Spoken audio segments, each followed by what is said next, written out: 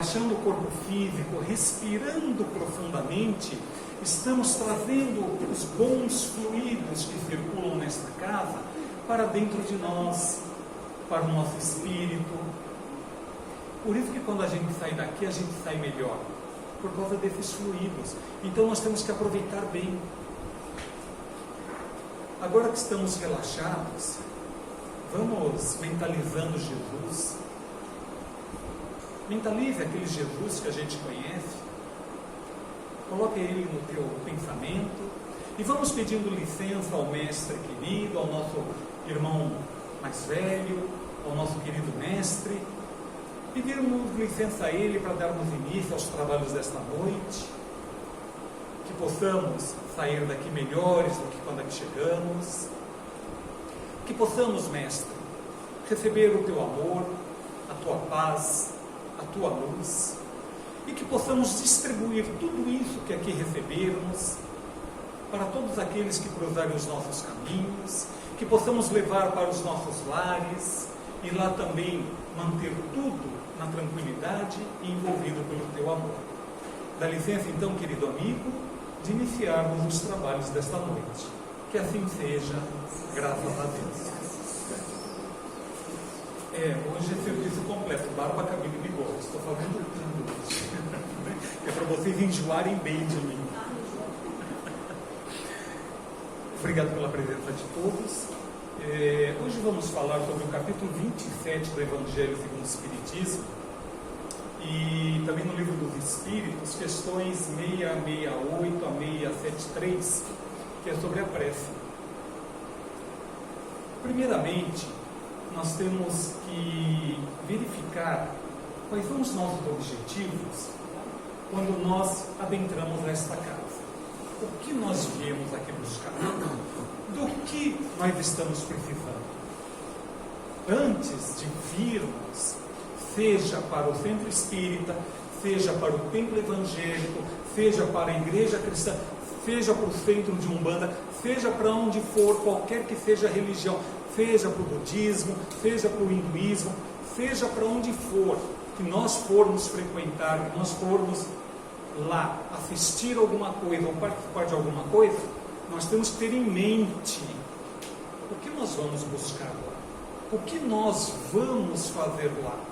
Vai por curiosidade? Vai para aprender?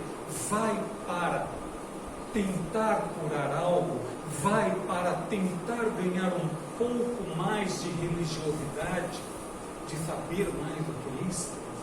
Então, quando nós chegamos aqui na casa espírita, nós temos que saber o que nós estamos fazendo aqui. Sabe por quê? Porque é estranho, né? Quando a gente vai no UPA ou em qualquer consulta médica, o médico ou a enfermeira olha para a gente e fala: tá tudo bem? Gente, se tivesse tudo bem, nós não estaríamos lá, né? Mas, por educação, o que nós respondemos? Tudo bem. Um dia um médico ainda vai virar para mim e vai falar assim: se está tudo bem, não precisa de mim, pode ir embora. Sabe? Então, não, se nós estamos aqui, nós não estamos bem. Nós viemos aqui por dois motivos. Ou a gente vem pelo amor. Eu adoro o Espiritismo, eu amo o Espiritismo, eu faço tudo pelo Espiritismo. E estudamos o Espiritismo? Olha, não. Já leu o Livro dos Espíritos? Não. Que é a parte filosófica. Já leu o Livro dos Médiuns? Não. Que é justamente a parte científica da coisa. Já leu o Evangelho segundo o Espiritismo? Também não. Que é a parte da religião. Esses três são os principais. Depois tem outros, tem Céu e Inferno, a Gênese, tem Memórias Póstumas, tem Viagens de Allan Kardec, enfim, são mais ou menos 6 ou 7 livros que deveríamos ler se somos espíritas. O Espiritismo diz que nós temos que nos amar e nos instruir. Muito bem, são duas coisas difíceis. Primeiro, nos amar. Quando a gente fala em amar, não é amar o pai, a mãe, o filho, amar a sogra. Nós temos que amar a sogra, gente. Afinal, ela nos deu o nosso marido ou a nossa esposa para que nós nos casássemos. A sogra é o bem mais precioso que a gente tem. Temos que amar também. Então isso é fácil de amar porque são pessoas do nosso convívio. Essas são as pessoas que convivem conosco, que estão no dia a dia. Às vezes sai algum entrevero, né? Às vezes sai uma rusga, né? E às vezes discutimos e brigamos. Faz parte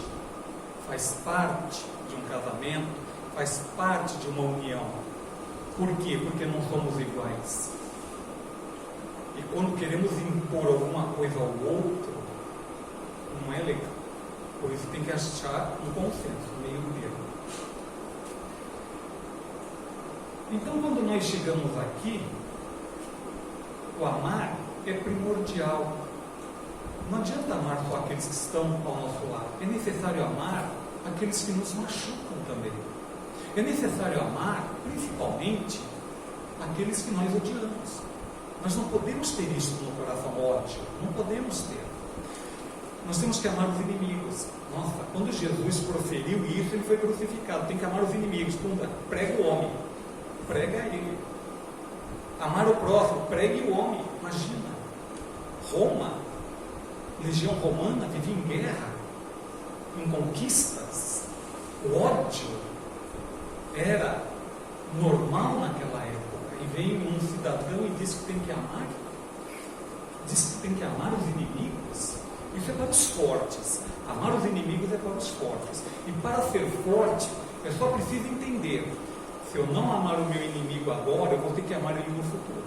Eu não tenho escapatória. Não temos escapatória. Ou comece a amar agora, ou nós iremos ter que amar no futuro. Porque a lei de Deus é uma só, é o amor. Deus rege o universo pelo amor.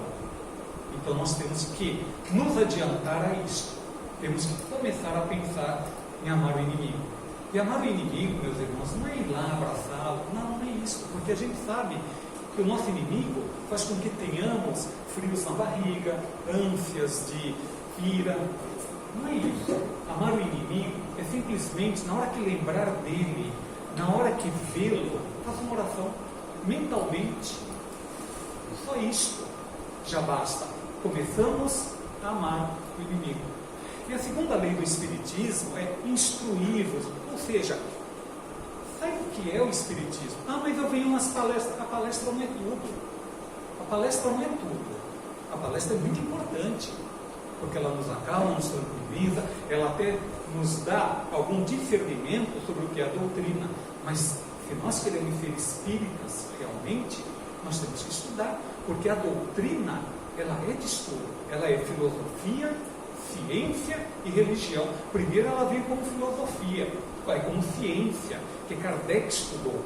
Kardec foi lá e aprendeu, foi lá e verificou os fenômenos que aconteciam. Isso jogou na física, jogou na química, jogou naquilo que ele era especialista. Depois veio a filosofia, em cima disso ele fez toda a filosofia. E por último, muito mais tempo depois, é que veio a religião, porque o Espiritismo nunca foi religião, foi por causa do povo que achava que aquilo poderia se tornar uma religião e acabou se tornando. Mas, na realidade, é uma ciência, uma filosofia. E depois veio a religião.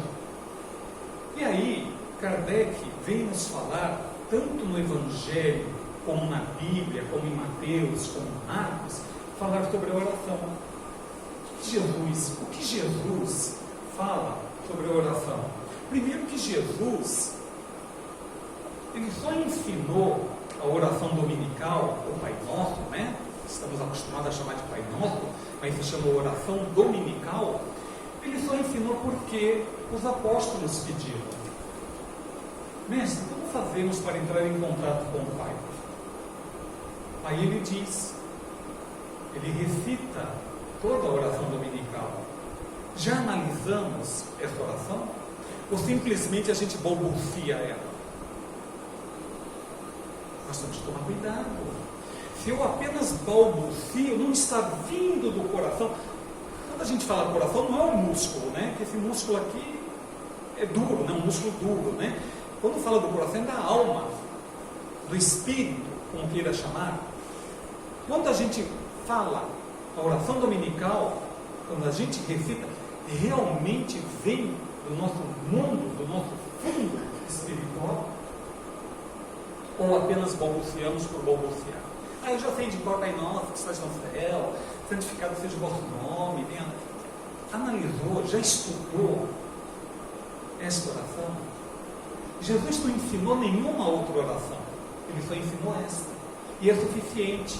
E veja que ela é curta, e mesmo sendo curta, mesmo sendo a única, existem variações de Pai Nossos. Tem variações. E tem pessoas que ainda dizem, eu tenho uma variação aqui, um outro Pai Nosso que é poderosíssimo. Toda oração é poderosa, toda oração, ela é válida. Toda oração, não interessa qual seja, desde que ela seja feita com amor, desde que ela feita realmente de acordo com as nossas necessidades, que ela seja feita com carinho, que ela seja feita com atenção, que ela não seja feita apenas balbuciando. Muita gente coloca a postura, para fazer uma oração tem que ter postura. E qual é a postura? Jesus não falou de nenhuma postura. Jesus não falou de ficar de joelhos, Jesus não falou em ficar em pé, se ajoelhar no milho, ou, sei lá, se sacrificar, se batendo nas costas, não falou nada disso. Ele falou o seguinte: quando orares, entre em secreto no teu canto, no teu quarto, e lá, entre em contato com o Pai, e aí faça a tua oração.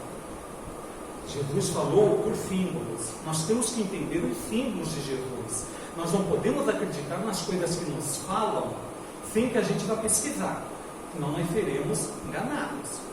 Então tudo que está na Bíblia, tudo que está nos Evangelhos foi falado por símbolos. Nós temos que estudar, nós temos que conhecer esses símbolos.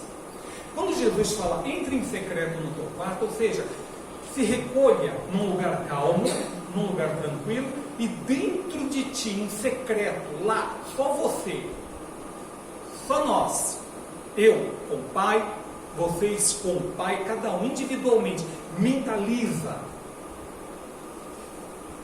e pede. Mas não precisa rezar o Pai Nosso? Não há necessidade. O Pai Nosso não é a única forma de se ligar com Deus.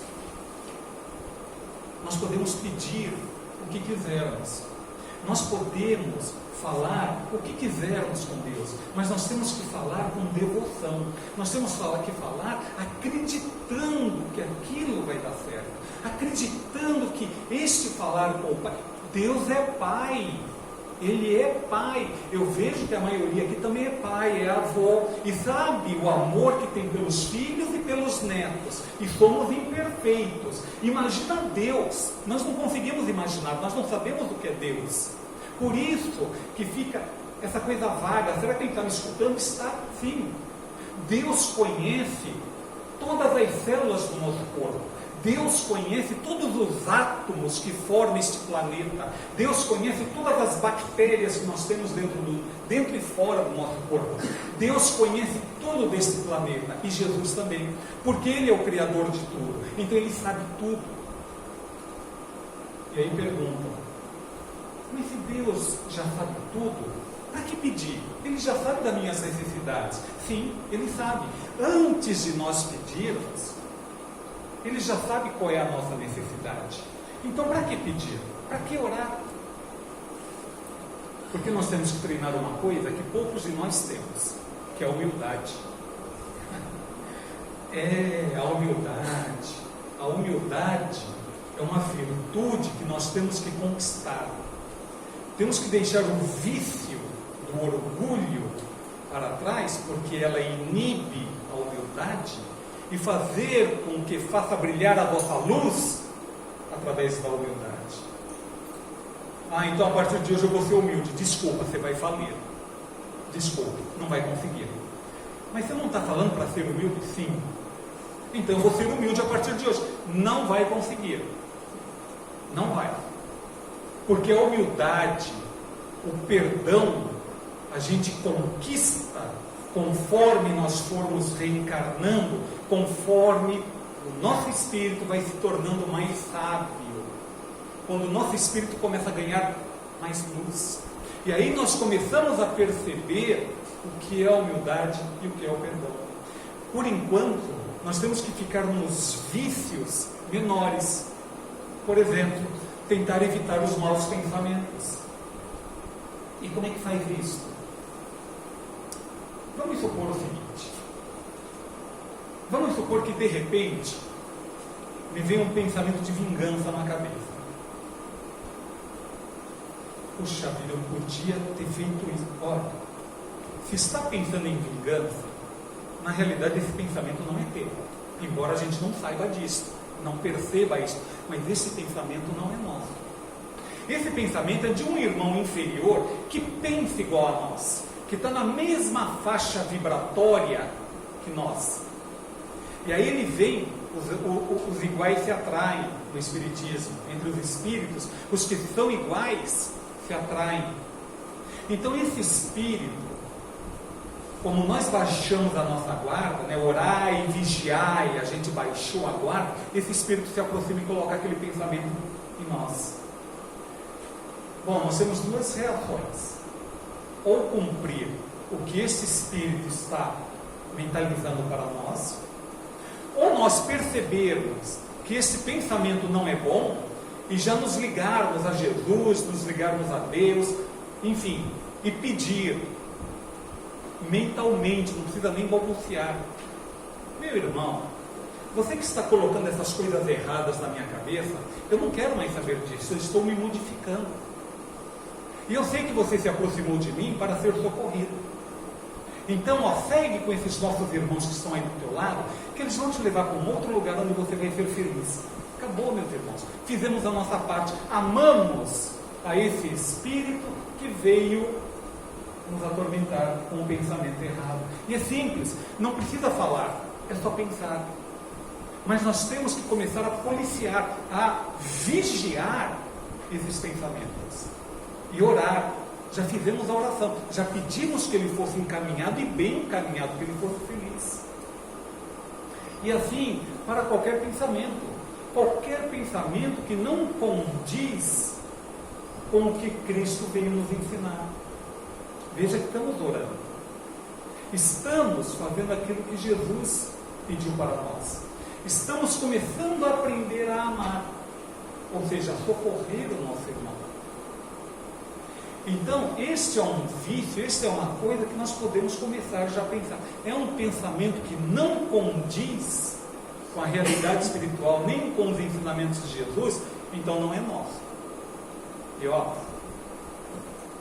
está lá no Livro dos Espíritos, né? Kardec pergunta, eu não lembro o número da pergunta agora, isso também pouco importa. Kardec pergunta: os espíritos nos influenciam os nossos pensamentos? E aí o Espírito da Verdade responde: muito mais do que imagina.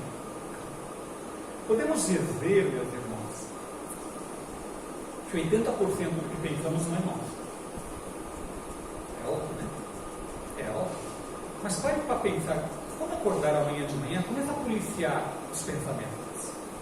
Começa a policiar. Uma brincadeira mal colocada. Nós temos muitas brincadeiras onde a ofensa está interligada. Ah, você está todo descabelado, parece um bruxo. Ah, kkkk. É ofensivo. É ofensivo. Nossa, como sua mão está suja, você, o que você é? É ofensivo. Temos que mudar isso. Se é para usar alguma coisa ofensiva, não fale. Elogie. Puxa, como você está bem. Puxa, que legal que você veio. Pô, que bom que estamos aqui. Me dê um abraço. Mas nós não fazemos isso. Sabe por quê? Porque nós somos imperfeitos. Nós ainda não aprendemos isso. Ainda não temos consciência dessa necessidade. Mas estamos no caminho. Nós estamos no caminho da perfeição. Nós seremos perfeitos. Porque foi Jesus quem disse. Ele disse para os apóstolos: sois deuses, e nós somos deuses, porque nós temos a centelha divina dentro de nós.